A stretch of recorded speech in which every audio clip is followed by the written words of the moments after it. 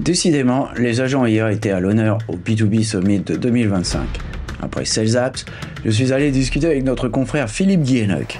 Celui-ci m'a expliqué les principes du nouveau projet Zenbaya d'Hervé Gonnet et m'a également décrit sa démarche concrète et pragmatique pour déployer ses agents IA afin qu'ils soient utiles au métier. Des interviews, des chiffres, des faits, des études. Pas de blabla, ce sont les podcasts de Visionary Marketing disponibles sur toutes les bonnes chaînes de balado-diffusion. Bonjour et bienvenue dans les podcasts de Visionary Marketing. Le sujet du jour, Zenbaya, quand les agents IA sortent du laboratoire, avec Philippe Guilleneuc, responsable marketing vente chez Zenbaya, qui m'a expliqué comment la jeune pousse compte démocratiser l'usage de ces agents IA dans les organisations. Eh bien, je suis avec Philippe Guilleneuc, ici au B2B Summit. Bonjour Philippe. Bonjour Yann. Et ta nouvelle casquette, c'est Zenbaya. Absolument, on change du marketing et des ventes chez Zenbaya. Ça veut dire quoi Zenbaya en quelle langue? Alors, ça vient de zen déjà, parce qu'on est zen, on est des gens très zen. Et puis Baya, c'est parce que il y a de l'IA. On commercialise une plateforme d'agents IA. Et alors sans rentrer trop dans le détail de la création du nom, en tout cas, voilà, c'est lié à ça. Alors justement, on va parler de l'utilisation de ces agents dans la prospection commerciale, puisque c'est le sujet en B2B, bien entendu. Et peut-être qu'on pourrait partir du constat que vous avez fait et qui vous a mené à la création de Zenbaya. Alors le constat, c'est que tout le monde à peu près sait utiliser ou utilise un ChatGPT, un Mistral, un Perplexity ou autre. Tout le monde sait l'utiliser. Par contre, réintégrer cette utilisation et surtout les capacités en termes de productivité, de gain de compétitivité que ça implique dans des processus d'entreprise, c'est autre chose. Comment faire pour utiliser d'une manière efficace et standardisée dans l'entreprise, par exemple ChatGPT pour prospecter, pour créer un webinar, pour donc voilà, l'ensemble des actions et des process métiers, commerce, marketing de l'entreprise. Je précise tout de suite d'ailleurs qu'on ne fait pas que commerce marketing, on a aussi des applications dans d'autres métiers d'entreprise, la production, l'industrie, les RH, par exemple l'analyse de CV.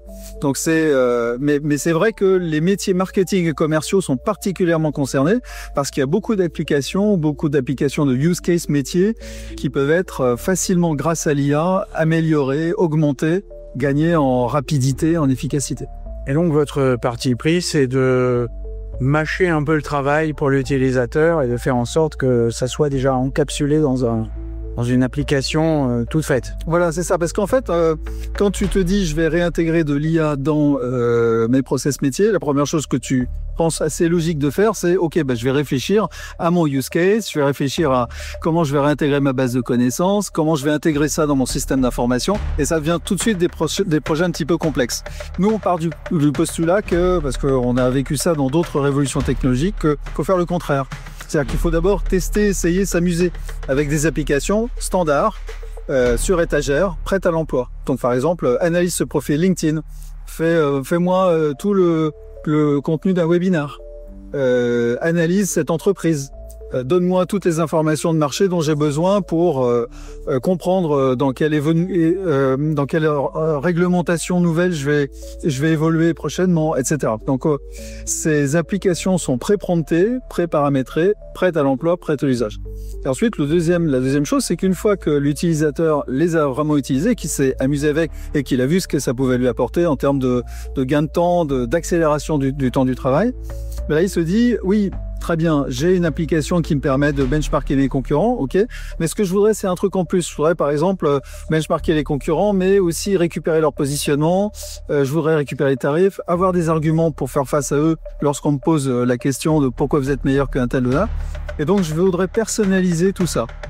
Et donc là, on a un studio qui permet de personnaliser l'application. Là, on va reprompter avec nos partenaires. Ça permet de prompter, personnaliser l'application ou d'en créer de nouvelles d'ailleurs sur d'autres use cases. Alors, un des points importants dans l'inclusion de l'IA dans les processus métiers, c'est d'avoir la constance de l'outil et de faire en sorte qu'il ne dérape pas. Et malheureusement, des fois, les LLM, ça dérape un peu. Alors, comment on fait pour se prémunir de ce genre d'incident? Alors, si tu parles des hallucinations, C'est bien ça? C'est bien ça. Ok. Alors les hallucinations, d'abord, faut savoir que ça s'améliore petit à petit avec le temps. Il y en a de moins en moins.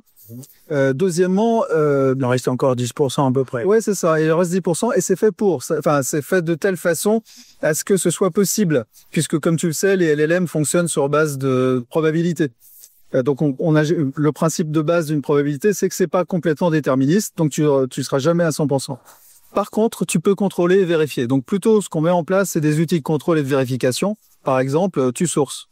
Donc une fois que tu as l'information, par exemple, je parlais de benchmark tout à l'heure, une fois que tu sais que ton concurrent, par exemple, ses tarifs, c'est ceci et cela, bah, tu as le lien vers la page qui te permet de vérifier que les informations sont justes. Et comment vous procédez? Est-ce que vous avez des modèles qui sont intégrés dans vos outils ou est-ce qu'on peut choisir son propre modèle? Tu choisis, on est agnostique de ce point de vue, tu choisis le modèle qui te plaît et en standard, il y en a déjà une quinzaine d'installés avec différentes versions, par exemple les 4O, les 4O, les O3 pour OpenAI, les dernières versions Sonnet de Claude, merci. Dernière version de Mistral également. Tu as aussi la possibilité de le faire en local. Je pense à ça pour Mistral notamment, qui a une bonne version locale. Pourquoi locale? Parce que quand par exemple, quand tu lui demandes dans une application d'analyser un RFP, un appel d'offres, ce sont des informations confidentielles. Donc tu peux pas les balancer n'importe où. Donc il faut avoir une confidentialité des données, un respect de la donnée, tel que tu peux pas le faire sur du cloud pur et dur, donc localisé. Et ça, c'est aussi possible. Alors, il y a une autre question qui arrive juste derrière, c'est quand je mets mes données dans la machine pour pouvoir améliorer justement les résultats et limiter ces hallucinations, elles vont où mes données? Rag. Là, ça le choix. Soit les informations ne sont pas des données sensibles et confidentielles, auquel cas le plus simple et probablement le plus performant, c'est d'utiliser le cloud. Donc là, ça part dans la nature, mais ce ne sont pas des données confidentielles et sensibles. Ou bien tu veux le localiser, et donc là, dans ce cas, on met en place une infra localisée, donc chez vous, enfin chez le client en on-premise pur et dur, ou bien chez nous, mais hébergé en toute sécurité dans des data centers en France. Et dans ce cas-là, évidemment, il y a un coût supplémentaire déjà. D'autre part, tu as une qualité de performance qui peut être moindre, donc il faut entraîner le modèle davantage. Donc ça prend un peu plus de temps avant que ce soit aussi performant que ça peut l'être par le cloud. Et tout dépend de ton use case. Si tu es sur des use cases simples, avec des questions simples, ça peut fonctionner très bien. Alors tout ça, ça sonne comme un outil ordinaire finalement, mais l'IA et les outils d'IA sont pas des outils ordinaires. Il y a des impacts aussi sociaux et organisationnels. Alors, c'est quoi ta vision là-dessus? Est-ce que c'est l'augmentation? On nous a un peu bercé avec les copilotes pendant une année, mais je pense que ça s'est un peu estompé. Alors, il faut accepter que finalement la productivité s'instaure et qu'on perde des jobs ou non? Moi, je crois à l'IA depuis très très longtemps. Mon premier job, il y a bien longtemps chez Bull, donc oui, c'était vraiment il y a très longtemps. C'était des systèmes experts. Et j'y crois. Pourquoi? Parce que mon constat, moi, depuis le début, c'est de voir que le monde est quand même assez compliqué. Le monde dans lequel on vit est très très difficile. Et on est encore très très loin d'être à l'optimum de la façon de vivre au monde. Et l'IA peut nous permettre de nous rapprocher d'une meilleure façon de vivre au monde. Plus concrètement, ce que je constate, en tout cas avec les premiers échanges qu'on a avec nos clients, avec l'ensemble des retours, des rex qu'on a, c'est, je parle pas tellement moi d'augmentation de la productivité en vérité, je pense plutôt à l'accélération du temps. Et je te donne un exemple simple. Toi, tu connais bien les études de marché, Yann. Quand tu fais une étude de marché, ton client te dit j'ai besoin du résultat de telle étude dans 15 jours. Ok, c'est un peu court, c'est toujours un peu court, mais ok, on va faire. Donc tu lances ton étude de marché et puis bien sûr ça va te prendre des jours et des jours et à la fin il te reste à peine le temps pour produire tes slides, vraiment discuter, réfléchir en amont de la réunion à comment tu vas présenter les choses, préparer aussi l'argumentation et puis aussi les réponses et les parades aux objections. T'as pas le temps réellement de faire ça. Tu sais bien, on n'a jamais le temps de faire ça. Avec l'IA, on va avoir le temps parce que l'IA te fait le boulot que tu avais fait en 5 jours et te le fait en 3 heures. Si tu le promptes bien, si tu l'utilises bien. Et à partir de là, il te reste 15 jours pour réfléchir à une belle présentation, éventuellement de réfléchir à la suite avec le client, comment tu vas lui présenter, etc. Donc on a vraiment une accélération du temps qui est absolument phénoménale. Effectivement, c'est une façon de voir les choses et ça nous donne plus de temps pour travailler mieux et se donner un peu plus de temps pour réfléchir. On en a besoin, non? Profondément. Je pense aussi qu'il y en a quelques-uns qui vont en profiter pour réduire un peu la voilure. C'est possible, oui, certainement. Et puis, comme c'était le cas auparavant. Non, c'est une vraie question. Moi, je pense à d'autres questions qui sont des questions qui restent à poser. J'ai pas forcément les réponses. Hein. Je crois à l'IA, je crois qu'il faut l'utiliser, mais pas n'importe comment. Mais par exemple, j'entendais ça il y a quelques jours. J'utilise l'IA, par exemple, pour répondre automatiquement à mes emails ou à certains de mes emails. Ok, donc je gagne du temps et je réponds plus facilement à mes emails. Donc ça veut dire que je réponds plus vite. Donc les gens qui sont en face, ils utilisent l'IA aussi pour répondre à des emails. Donc ils me répondent plus vite. Donc j'ai plus d'emails. Ouais, donc effectivement un effet rebond.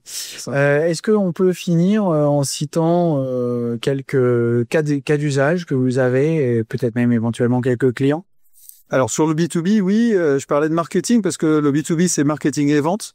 Par exemple, on a signé avec un gros industriel qui est spécialisé dans la communication par l'objet et pour lequel on va réaliser un agent donc qui déjà utilise la plateforme avec les outils d'une manière standard, hein, c'est-à-dire des outils sur étagère, ce que je disais tout à l'heure, mais qui en plus nous a demandé de les aider via un partenaire qui est B2B Expert, de faire un agent spécialisé dans une analyse de marché complète sur l'Europe, avec également le fait d'aller rechercher des contacts, des coordonnées de contacts, et pour chacun d'entre eux personnaliser des emails d'invitation et également des événements d'invitation.